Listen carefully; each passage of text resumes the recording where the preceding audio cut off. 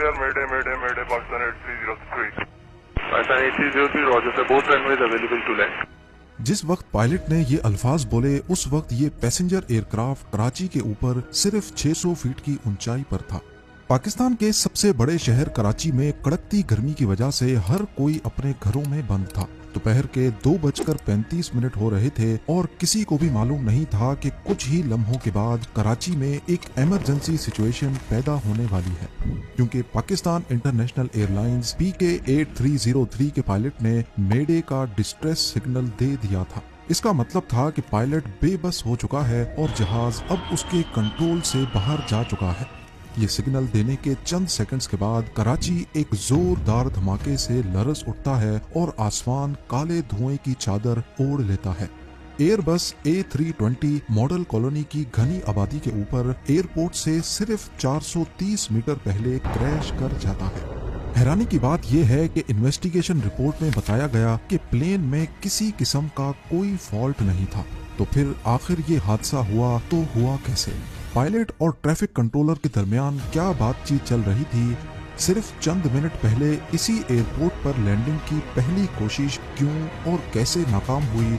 और 3 साल तक चलने वाली इन्वेस्टिगेशन में कौन से राज खुल कर सामने? में 2020 वाले दिन फ्लाइट 8303 को लाहौर से 1 बजे टेक ऑफ करना था और उसकी मंजिल थी कराची इंटरनेशनल एयरपोर्ट।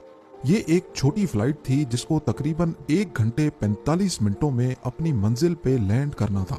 उस वक्त कोविड लॉकडाउन्स अपने उरूज पर थे, जिसकी वजह से बहुत कम फ्लाइट्स चल रही थी। लेकिन दूसरी तरफ रमजान का महीना चल रहा था और ईद की छुट्टियां करीब आने वाली थी। फ्लाइट्स कम थी और पैसेंजर ज्यादा, यानी फ्लाइट पूरी तरह से पैक्ड थी। इसमें टोटल 91 पैसेंजर्स और 8 क्रू मेंबर्स मौजूद थे।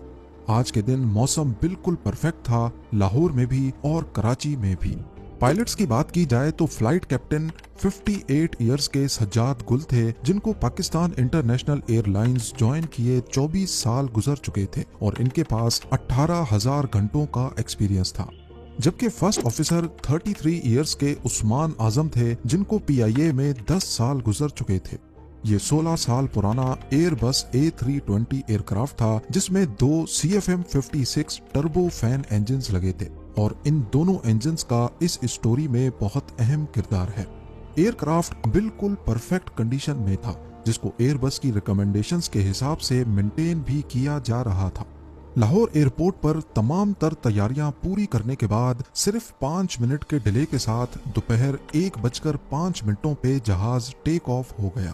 कुछ देर बाद फ्लाइट 8303 34,000 फीट की बुलंदी पर पहुंच चुकी थी, जिसको क्रूजिंग एल्टीट्यूड कहते हैं, और अगले 45 मिनटों तक इसे इसी एल्टीट्यूड पे रहना था। क्रूजिंग एल्टीट्यूड पे पहुंचते ही केबिन क्रू ने दोनों पायलट्स को स्नैक्स ऑफर किए, लेकिन क्योंकि उन्होंने रोजा रखा हुआ था तो उन्होंने मना कर दिया। क्रूजिंग के दौरान पायलट ने जहाज को ऑटो पायलट पे रखकर इधर उधर की बातें शुरू कर दी। 1:24 पे जहाज नवाब शाह को क्रॉस कर रहा था और इसी वक्त उसको कराची कंट्रोल टावर के साथ कनेक्ट कर दिया गया। यानी पिछले कंट्रोल टावर का काम हुआ खत्म, अब आगे की जिम्मेदारी कराची टावर की थी। कराची कंट्रोल ने पायलट्स का वेलकम किया और उनको डायरेक्ट मकली पहुंचने का कहा।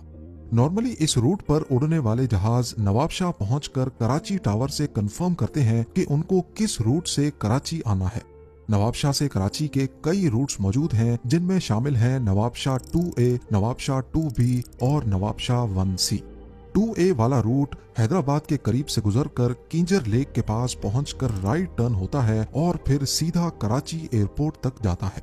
2B वाला रास्ता नवाबशाह से सीधा कराची की तरफ आता है और फिर एयरपोर्ट से 28 किलोमीटर्स या फिर 15 नॉटिकल माइल्स पहले मकली के मकाम से लेफ्ट होकर एयरपोर्ट की सीध में आकर दोबारा राइट जाता है।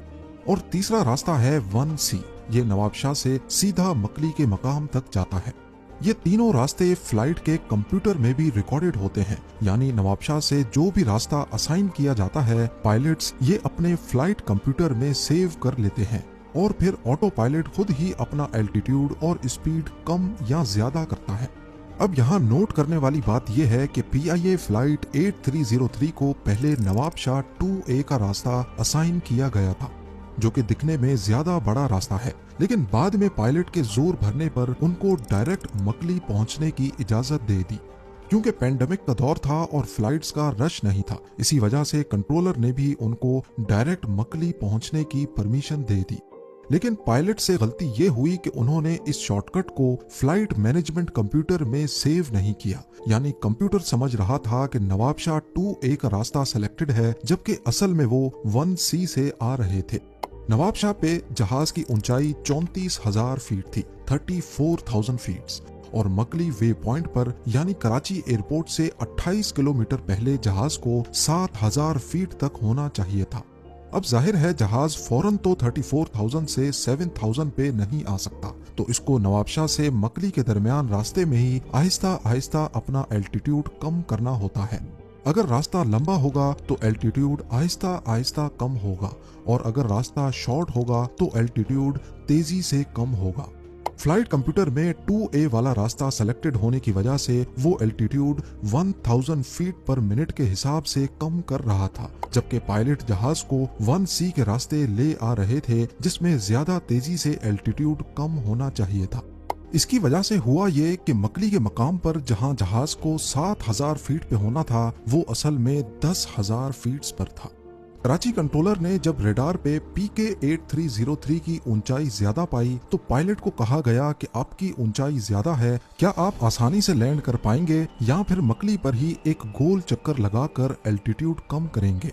जिस पर कैप्टन ने बोला कि नहीं, हम कर लेंगे, और गोल चक्कर लगाने से मना कर दिया। अभी तक दोनों पायलट्स को इल्म नहीं था कि कंप्यूटर में सेव हुआ रास्ता अलग है और वो दूसरे रास्ते से आ रहे हैं। ये इन्फॉर्मेशन उनके सामने जाहिर थी, लेकिन उस पर ध्यान नहीं दिया गया। मकली के बाद ऊंचाई कम करने के लिए जहाज की नोज डाउन की गई। अब ये तेजी से नीचे आ रहा था, करीब 2400 फीट पर मिनट की स्पीड से, यानी 1 मिनट में 2400 फीट कम हो रहे थे, और नोज डाउन होने की वजह से जहाज की स्पीड भी बढ़ गई। कुछ सेकंड्स के बाद जहाज रनवे से 21 किलोमीटर दूर पहुंच चुका था। इसकी ऊंचाई जहां पहले 10,000 फीट थी, वो अब 6,000 रह गई। लेकिन इस पॉइंट पर रूल के मुताबिक एल्टीट्यूड को 3,000 फीट पे रखना होता है, यानी ये लोग डबल एल्टीट्यूड पर थे। इस दौरान कंट्रोलर ने कई बार कैप्टन से राब्ता करने की कोशिश की, लेकिन फ्लाइट डाटा रिकॉर्डर के मुताबिक पायलट ने गलती से रेडियो फ्रीक्वेंसी चेंज कर दी थी। जब कैप्टन से राब्ता नहीं हो पा रहा था तो फिर इमरजेंसी फ्रीक्वेंसी के जरिए कैप्टन से राब्ता किया गया और उनको कहा गया कि आप 6,000 फीट पर हैं, जबकि यहाँ आपको 3,000 फीट पे होना चाहिए। उनको दोबारा से ऑर्बिट करने का कहा गया, जिससे जहाज की स्पीड और एल्टीट्यूड दोनों कम हो सकते थे। लेकिन इस बार भी कैप्टन ने ये कहते हुए मना कर दिया कि हम रनवे पर एस्टेब्लिश हो चुके हैं, हम कर लेंगे। इस मौके पर कैप्टन ने फर्स्ट ऑफिसर को कहा कि देखना, लैंड करने के बाद ये लोग हैरान रह जाएंगे। ये आवाज कॉकपिट वॉइस रिकॉर्डर में भी रिकॉर्ड हुई और कराची कंट्रोलर ने भी सुन लिया। कंट्रोलर ने दोबारा से उनको ऑर्बिट करने की हिदायत दी, जिस पर कैप्टन ने तीसरी बार भी मना कर दिया। इस पॉइंट पर कैप्टन को अपनी गलती का एहसास हुआ कि असल में फ्लाइट कंप्यूटर में 2A का रास्ता सिलेक्टेड था, जबकि वो 1C से आए थे। इस पर उनको ये कहते भी सुना गया, ओह ये क्या हो गया, रुके रुके, होल्ड खत्म करें। जिस पर फर्स्ट ऑफिसर ने अपना होल्ड खत्म करके कैप्टन को सारा होल्ड दे दिया। याद रहे कि यहाँ तक जहाज को फर्स्ट ऑफिसर फ्लाई कर रहे थे, जबकि कैप्टन की जिम्मेदारी हर चीज पर नजर रखना थी, और कैप्टन को इस बात का इल्म नहीं था कि फर्स्ट ऑफिसर ने लैंडिंग गियर नहीं खोला। PK-8303 बहुत तेजी से नीचे आ रही थी और एक मौके पर इसकी स्पीड 650 किलोमीटर फी घंटा से भी बढ़ गई, जिस पर वार्निंग अलार्म्स बजना शुरू हो गए। जैसे ही वो जमीन के करीब पहुंचे तो क्योंकि उनका लैंडिंग गियर नहीं खुला था, इस पर दूसरा अलार्म भी बजने लगा। इस पॉइंट पर फर्स्ट ऑफिसर डर गए और पायलट को कहा कि सर, क्या वाकई हमें एक ऑर्बिट ले लेना चाहिए जिससे स्पीड और ऊंचाई दोनों पर काबू पाया जा सकता है। लेकिन कैप्टन अपनी जिद पर अड़े हुए थे। जब वो रनवे के करीब पहुंचे तब तक जहाज में मल्टीपल अलार्म्स बज रहे थे, जिसमें एक लैंडिंग गियर का भी था। इसी कंफ्यूजन में बिना लैंडिंग गियर खुले ही जहाज को रनवे पर उतार दिया गया। 16 सेकंड्स में 4 बार जहाज रनवे से टच हुआ, जिसकी वजह से केबिन में काफी झटके आए और जहाज के दोनों इंजन्स रनवे पर रगड़ते गए और उनमें से ऑयल लीक करने लगा। कैप्टन, जो पहले ही अलार्म्स की वजह से कंफ्यूज हो चुके थे, इस पॉइंट पर आकर उनको एहसास हुआ कि उनसे क्या गलती हो गई है। लेकिन तभी फर्स्ट ऑफिसर चिल्लाकर बोले, sir take off, sir take off. घबराहट में कैप्टन ने फर्स्ट ऑफिसर की बात मान ली और लिवर नीचे करके जहाज को दोबारा ऊपर उठा लिया। एक्सपर्ट्स का मानना है कि इस मौके पर जहाज को रनवे पर ही अपने हाल पे छोड़ देना चाहिए था। ज्यादा से ज्यादा इंजन में आग लग जाती, लेकिन कम से कम वो एयरपोर्ट इमरजेंसी सर्विस के करीब तो होते। चांस था कि उस आग पर भी काबू पाया जा सकता था, लेकिन कैप्टन ने ऐसा नहीं किया। दोबारा टेक ऑफ करने पर उनको एहसास हुआ कि एक इंजन रगड़ खाने की वजह से फेल हो चुका है और अब जहाज सिर्फ एक ही इंजन पर उड़ रहा था और उसकी हालत भी कुछ ठीक नहीं थी, क्योंकि ऑयल दोनों इंजन्स में से लीक हुआ था। अब वो 3000 फीट की ऊंचाई पर पहुंचकर गो अराउंड करके दोबारा रनवे की तरफ बढ़ रहे थे, जिस पर कंट्रोल टावर ने उनको कहा कि तमाम रनवेज खाली हैं, आप किसी पर भी लैंड कर सकते हैं। इसी दौरान आखिरी इंजन में भी वाइब्रेशन शुरू हो गई और थोड़ी ही देर बाद वो भी बंद हो गया। अब जहाज बिना इंजन के रनवे की तरफ गोल चक्कर लगाकर बढ़ रहा था और उसका एल्टीट्यूड तेजी से कम हो रहा था। इस बार कैप्टन ने लैंडिंग गियर काफी पहले ही खोल दिए थे, जिसकी वजह से ड्रैग पैदा हो रहा था और स्पीड कम हो रही थी, वो स्पीड जिसकी इस वक्त उनको सबसे ज्यादा जरूरत थी। 600 फीट की ऊंचाई पर वो रनवे की सीध में आ चुके थे, लेकिन कैप्टन को अंदाजा हो चुका था कि वो रनवे तक नहीं पहुंच पाएंगे और तभी उन्होंने मेडे की कॉल दे दी। मेडे मेडे मेडे पाकिस्तान 8303। बस फिर कुछ ही सेकंड्स के बाद रनवे से सिर्फ 1340 मीटर्स पहले 2:45 पे PIA flight PK 8303 model colony के घरों के ऊपर जा गिरी। इस क्रैश से पैदा होने वाले धमाके को मीलों दूर तक भी सुना गया और काला धुआं आसमान पर उठने लगा। क्रू समेत जहाज में 99 पैसेंजर्स में से 2 लोग हैरत अंगेज तौर पे बच गए, जबकि घरों पर क्रैश करने की वजह से ग्राउंड पर एक जान का नुकसान हुआ। इमरजेंसी सर्विस फौरन पहुंच गई, लेकिन तंग गलियों की वजह से उनको काम करने में काफी मुश्किल का सामना करना पड़ा। इन्वेस्टिगेशन रिपोर्ट के मुताबिक इस एक्सीडेंट की जिम्मेदारी कैप्टन पर जाती है, जिन्होंने बार बार रूल्स एंड रेगुलेशन की खिलाफ वर्जी की और कई बार ट्रैफिक कंट्रोलर की इंस्ट्रक्शंस को मानने से इनकार किया। दूसरी जिम्मेदारी एयर ट्रैफिक कंट्रोलर की थी। उन्होंने पायलट को क्यों नहीं बताया कि उनका लैंडिंग गियर नहीं खुला हुआ। अगर पहले अटेम्प्ट में ही गियर खुला होता तो शायद ये नौबत ही नहीं आती। तीसरी वजह बताई गई कि दोनों पायलट्स उस दिन रोजे से थे, यानी उन्होंने पिछले 7-8 घंटों से कुछ नहीं खाया पिया था। बाद में रोजा रखकर फ्लाइंग करने पर पाबंदी लगा दी गई। इसी इन्वेस्टिगेशन रिपोर्ट में ये बात भी निकलकर सामने आई कि पाकिस्तान इंटरनेशनल एयरलाइंस के 40% पायलट्स के पास लाइसेंस ही नहीं है।